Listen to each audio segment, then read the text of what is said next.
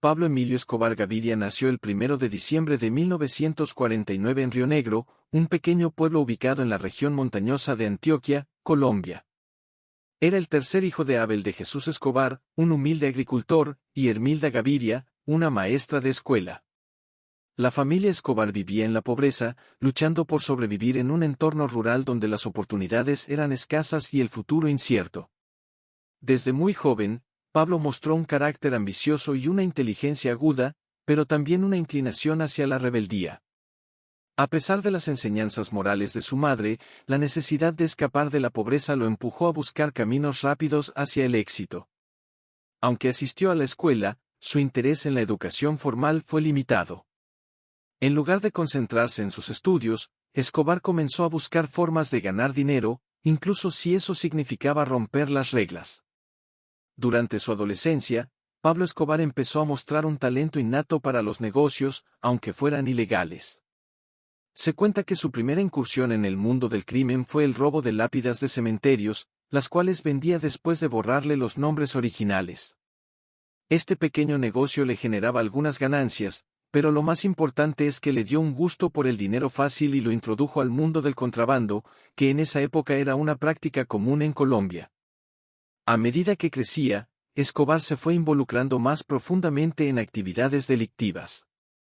A finales de la década de 1960, se unió a bandas de contrabandistas locales que operaban en Medellín, la segunda ciudad más grande de Colombia y un epicentro del comercio ilegal. En ese tiempo, Medellín era una ciudad en expansión, marcada por la desigualdad social y una creciente violencia. Escobar rápidamente se destacó entre los contrabandistas por su audacia, astucia y capacidad para manejar situaciones peligrosas. Escobar comenzó contrabandeando productos como cigarrillos, alcohol y electrodomésticos.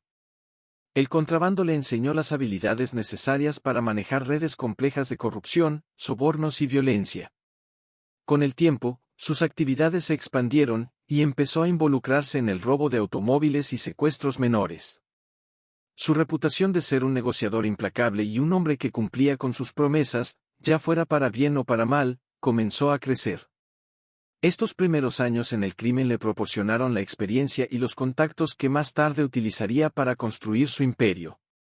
Una de las leyendas más persistentes de esta época es la de su promesa de llenar de dinero a su país.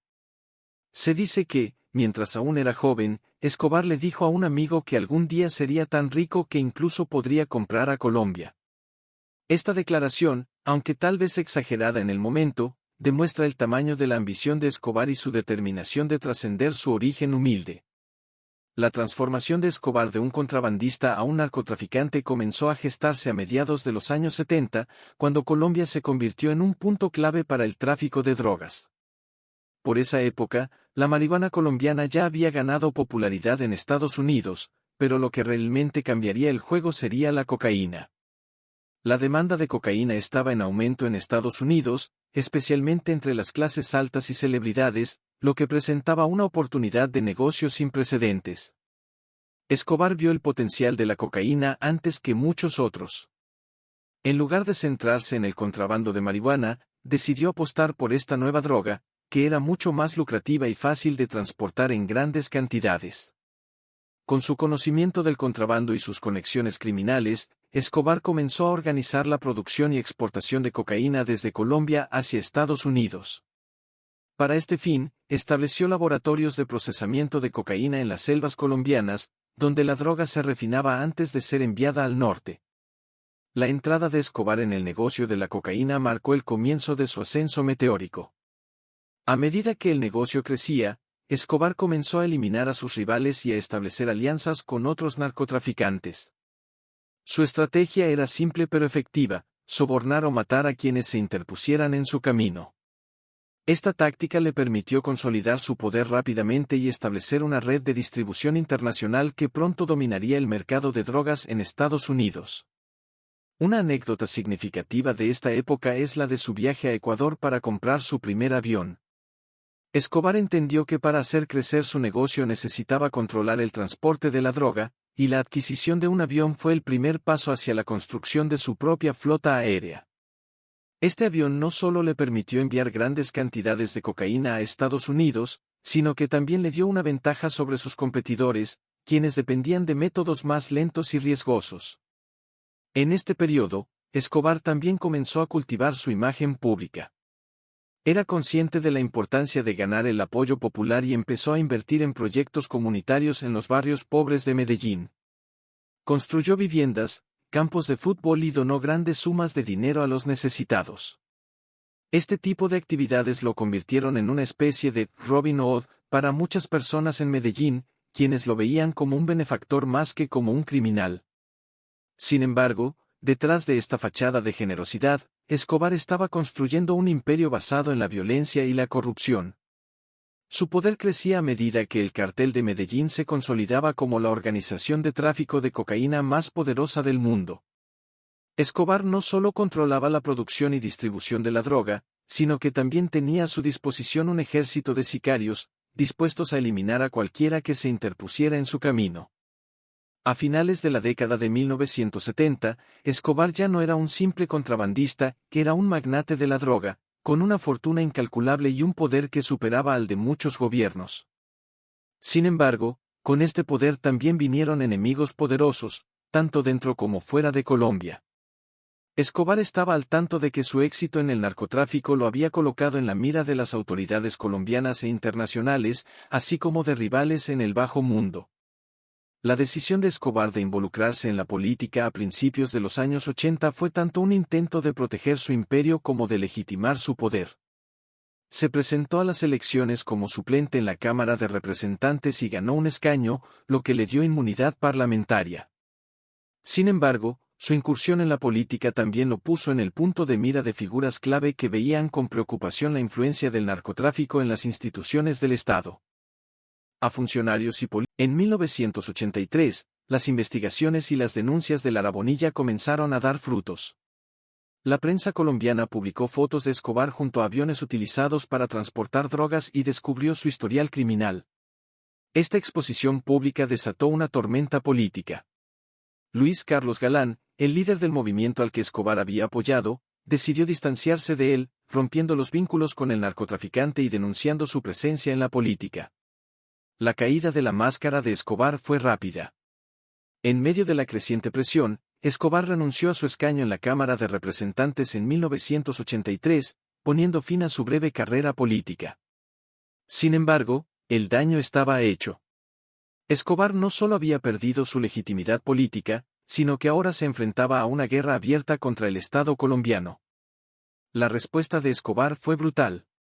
En 1984, ordenó el asesinato de Rodrigo Lara Bonilla, el ministro de Justicia que se había convertido en su principal enemigo político. El 30 de abril de 1984, Lara Bonilla fue acribillado a tiros por sicarios mientras viajaba en su coche en Bogotá. Este asesinato marcó un punto de inflexión en la guerra entre Escobar y el Estado colombiano. La muerte de Lara Bonilla no solo conmocionó al país, sino que también provocó una reacción enérgica del gobierno. El presidente colombiano de la época, Belisario Betancur, respondió declarando la guerra contra el narcotráfico.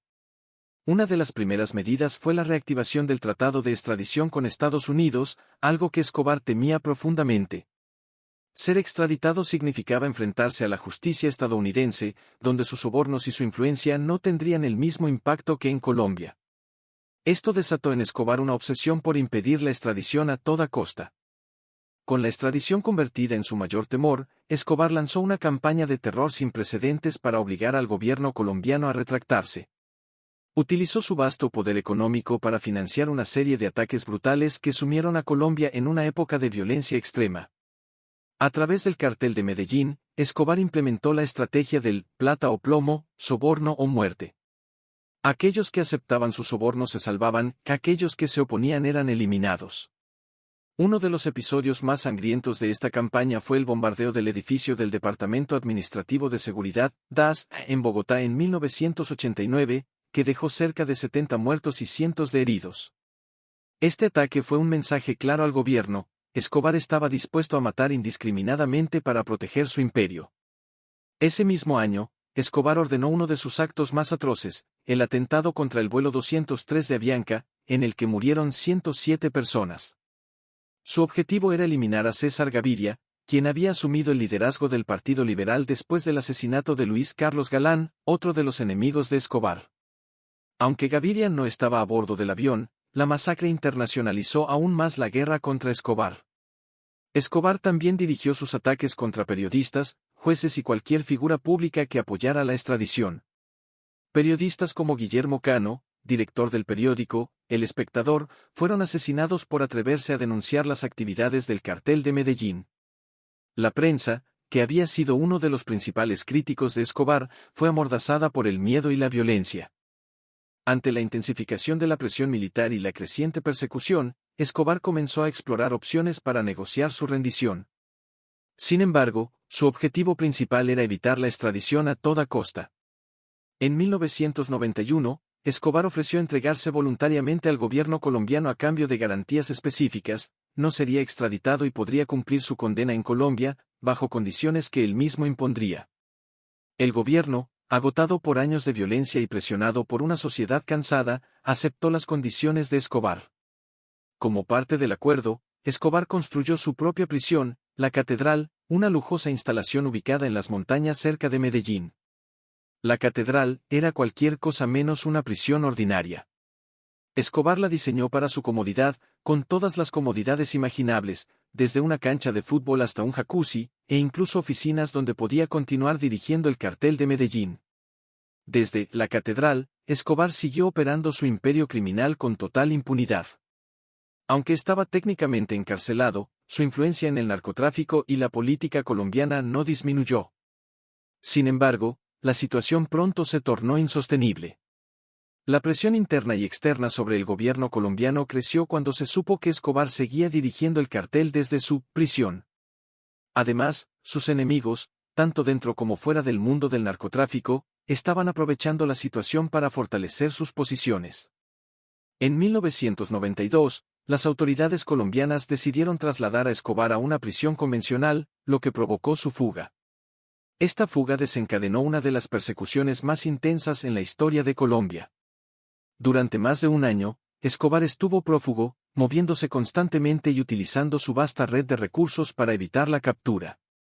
El 2 de diciembre de 1993, después de meses de intensa persecución, Escobar fue localizado por el Bloque de Búsqueda, una unidad élite de la policía colombiana creada específicamente para capturarlo. El operativo tuvo lugar en Medellín, en el barrio Los Olivos, donde Escobar se había refugiado. Intentó escapar a través de los techos, pero fue abatido por la policía durante la persecución. La muerte de Escobar marcó el fin de una era en Colombia, pero también dejó un legado de violencia y corrupción que afectaría al país durante años. Aunque su caída fue vista como una victoria, el narcotráfico no desapareció con él, simplemente se fragmentó en múltiples organizaciones más pequeñas, que continuaron operando a lo largo y ancho del país. Pablo Escobar dejó una marca indeleble en la historia de Colombia y del mundo. Su vida, caracterizada por una combinación de ambición desmedida, crueldad y una habilidad única para manipular y corromper, se convirtió en un símbolo de los extremos a los que puede llegar la búsqueda de poder. Su incursión en la política fue un intento de legitimar su imperio criminal, pero también fue el comienzo de su caída. Al final, Escobar fue víctima de su propia ambición, atrapado en una guerra que él mismo había desatado. Gracias por acompañarnos en esta emotiva historia. Tu tiempo es valioso, y nos alegra haber podido compartir este relato contigo. Si disfrutaste de esta historia y quieres escuchar más relatos fascinantes y conmovedores, no olvides suscribirte a nuestro canal. Activa la campanita para no perderte ningún nuevo video y ser parte de nuestra comunidad. Tu apoyo significa mucho para nosotros y nos motiva a seguir creando contenido especial. Hasta la próxima, y gracias por estar aquí.